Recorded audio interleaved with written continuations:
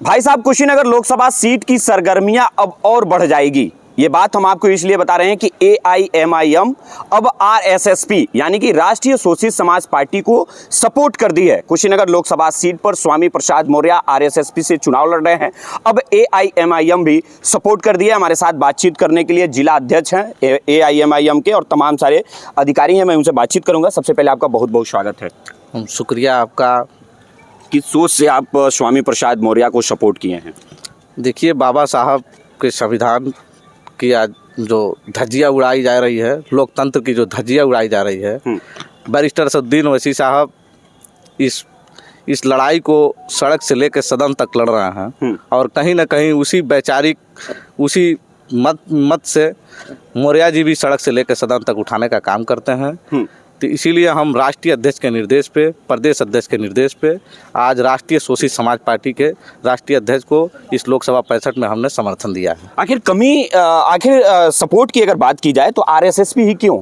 बहुत सारे संगठन और भी हैं, उसको MIM क्यों नहीं सपोर्ट की?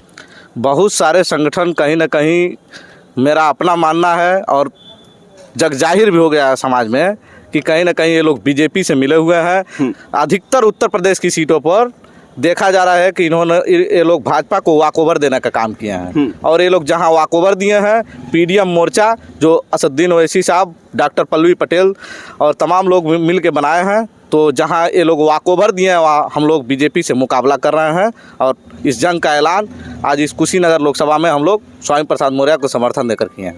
अभी आप बताएं कि बहुत सारे ऐसे संगठन हैं जो BJP से मिले हुए हैं, लेकिन BJP का B टीम AIMIM को कहा जाता है। इसका जवाब आप कैसे देंगे? कहना तो बहुत आसान है, लेकिन मैं एक एग्जांपल देना चाहूँगा। हम लोग पिछला जो चुनाव था 2019 का, मात्र 3 सीटों पर हम लोग पूरे भारत में लड़े थे, जिसमें 2 सीटों पर हमने जीत दर्ज की थी और 1 सीट जो किशनगंज की थी वहाँ हम लोग मात्र कम मार्जिन से वहाँ कांग्रेस पार्टी जीती थी। बताइए, अगर कोई एजेंट रहता, कोई भाजपा से मिला हुआ होता तो सिर्फ 3 सीटों पे क्यों लड़ता? और दूसरी चीज़, हमने जो औरंगाबाद की सीट हराई, 50 साल के शिवसेना के MP को हमने हराने का काम किया।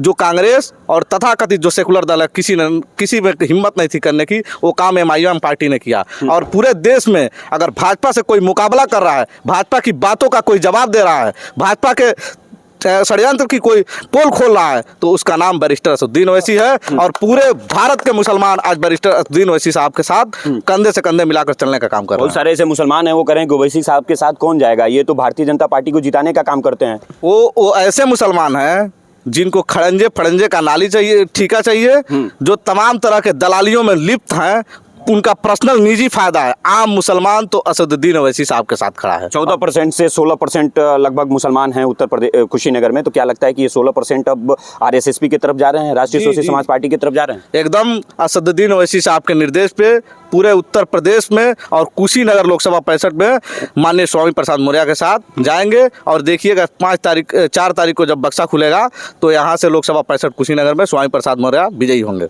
जब हमारी बात कुछ दिन पहले स्वामी प्रसाद मौर्य जी से हो रही थी तो मैं उनसे सवाल किया था कि क्या बातचीत हो गई है ओवैसी साहब से, तो उन्होंने कहा कि जब हमारी ज़रूरत पड़ी तो अगर ज़रूरत पड़ता है तो हमको उनको बुला लेंगे। तो क्या अब ओवैसी साहब को ज़रूरत हो गया? आप तो समर्थन भी कर दिए हैं आप लोग। जी, बहुत जल्द में आएंगे। हाँ, बहुत जल्द असदुद्दीन ओवैसी साहब का रैली 3-4 जगहों पे कुशीनगर लोकसभा में होना है।